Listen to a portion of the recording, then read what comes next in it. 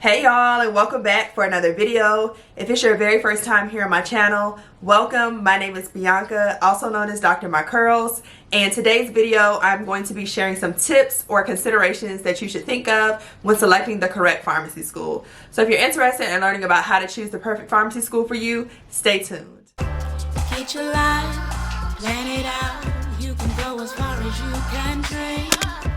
Edges lay, curls popping. She's a doctor of pharmacy. So before we get into today's video, first things first, be sure to give this video a thumbs up if you enjoy it. That helps me and helps my channel so much. Also, I want to let you all know that I do have a pharmacy playlist of additional videos specifically related to pharmacy. So I have pharmacy school videos, pharmacy residency, and then also life as a pharmacist, how much do pharmacists make, all of the things, okay? So make sure you check out that playlist. Also subscribe. I drop videos on pharmacy every Tuesday, so I hope to see you back next week for another video. In today's video, the reason why I chose to do this topic, I often get this question a lot about how do you know which school to pick and which school is the best school. So it really depends on you, and so that's why I wanted to do this video, to hopefully help someone find the perfect program. So on that note, let's go ahead and jump into the first tip. The first tip or thing that I think you should consider is definitely your personal preference. And what I mean by that is, do you want to go to a public school or a private school? A lot of diversity, or you don't really care about that? Do you want a school that's in the inner city, or do you want something that's more rural? Do you want a school that has a satellite campus, meaning after your first or second year you have the option to go pretty much virtual, where you go to a satellite campus and all of your professors are pretty much remote. So you are watching them on Teams, watching them on Zoom, and it's not one-on-one in person, but more so virtual. Or do you prefer a program that is accelerated? A 3-year program, you're in and out. So those are some of the things, personal preference wise, that you should consider.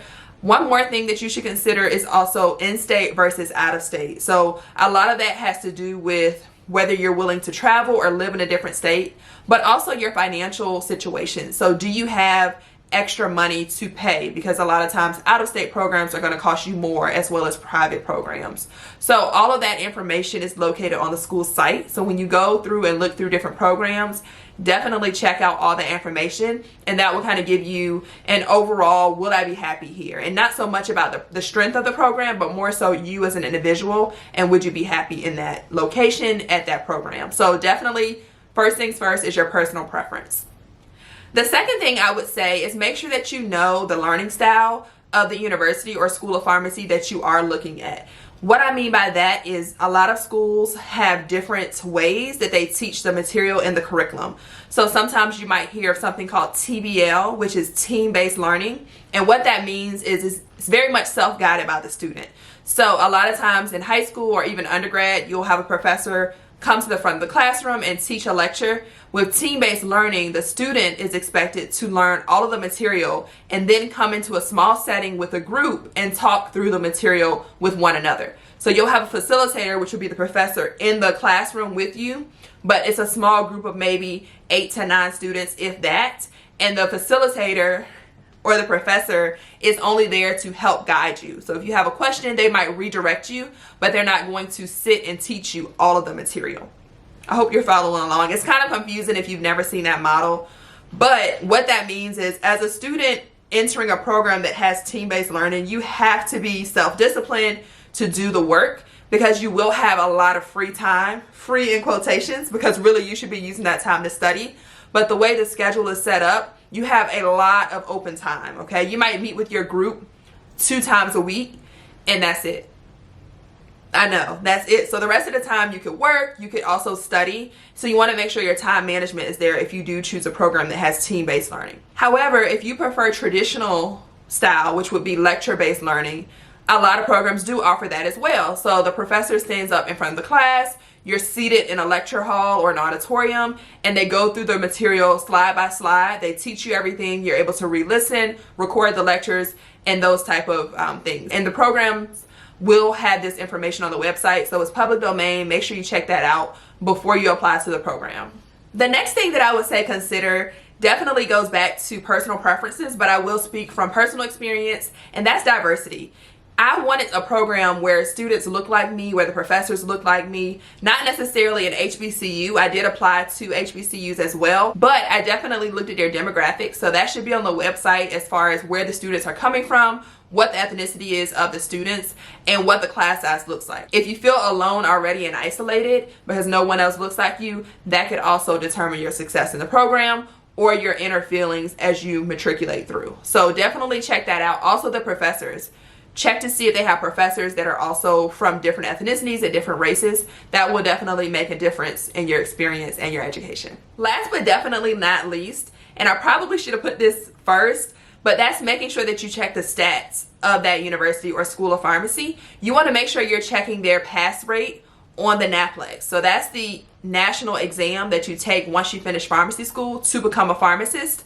You want to make sure that the students are scoring in the 80 to 100% pass rate. And what that means is that's the amount of students from that class size, because it goes by year, that pass their boards on the first try. So that's very, very important, because the worst thing that can happen is you pay all of this money, go to this wonderful school in quotations, and you graduate and you can never get licensed because you did not have a good foundation and a good knowledge of the information that you were taught. And that pretty much shows or is a strong reflection of the program and the education that you'll receive. So a lot of times, all of this information, I won't say a lot of times, all of this information is public domain, so you can view this, but a lot of times when schools have a pass rate in the 70s, 60s, 50s, that also speaks to their curriculum and their professors or their students that they accept. So you want to make sure that you're going to a program that's going to guarantee you a pharmacist license after graduation. So all in all, that pass rate is going to be a strong indication of that type of education, the type of culture that you're going to be in at that school of pharmacy. So definitely look at that.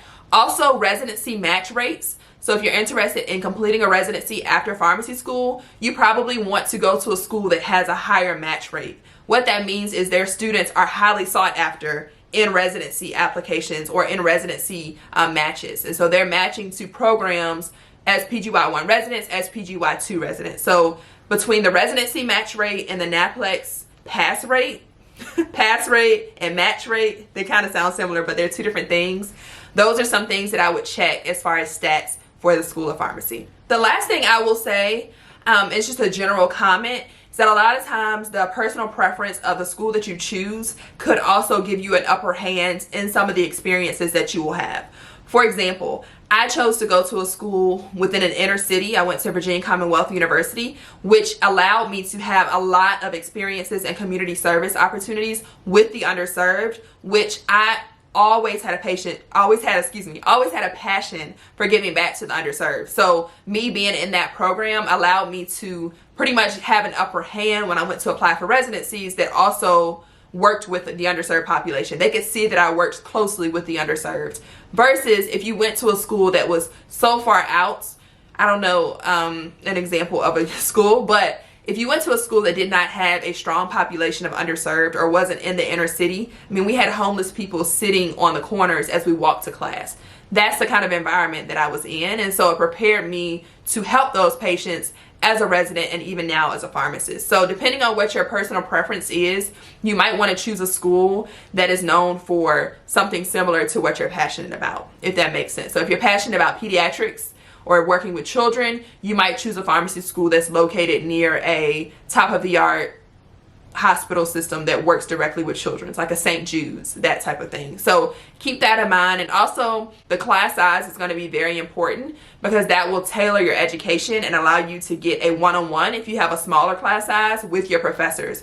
So a lot of programs that have smaller class sizes, you definitely get that one-on-one with your professors and they know you on a name basis, versus some of the larger programs, unless you go the extra mile to make those interactions, you might just be a face within a crowd. So without further ado, I am going to end the video here. I hope you all enjoyed this and learned something from it. Comment below and let me know if you're currently applying for pharmacy schools or if you're considering joining the pharmacy team and becoming a pharmacist. I would love to hear from you. As always, thanks so much for watching, and I'll see y'all on my next one.